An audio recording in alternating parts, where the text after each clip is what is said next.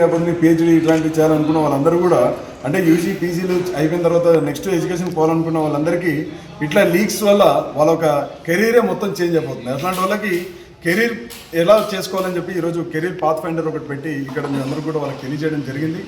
భవిష్యత్తులో కూడా ఇలాంటి కార్యక్రమాలు నిర్వహించి విద్యార్థుల భవిష్యత్తును కాపాడడానికి రాహుల్ గాంధీ గారు ఇస్తున్నటువంటి ప్రతి ఒక్కటి కార్యక్రమాన్ని మేము ప్రజల్లోకి తీసుకొని వెళ్తాం.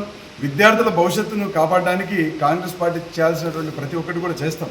అదేవిధంగా ఇక్కడ ఈ యొక్క రాష్ట్ర కేంద్ర ప్రభుత్వాలు ఎలా మోసం చేస్తున్నాయి, మన డిఎస్సి ఎగ్జామ్లటువంటి స్కామ్ ఇక్కడ మన రాష్ట్రంలో కావచ్చు, లేకపోతే దేశంలో ఇప్పుడు ఈ యొక్క సిబిఎస్ఈది కావచ్చు, లేకపోతే ఎన్టీఏది కావచ్చు, ఇవన్నీ కూడా భవిష్యత్తులో ఇలాంటివన్నీ కాకుండా ఈ విద్యా రంగాన్ని కాపాడండి, విద్యార్థులకు భవిష్యత్తుని కాపాడండి అని చెప్పేసి ఈరోజు మేము ఈ నినాదాన్ని తీసుకోవడం జరిగింది.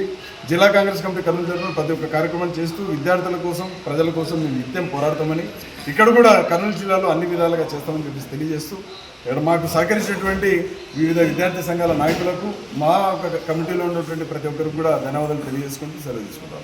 జై హింద్.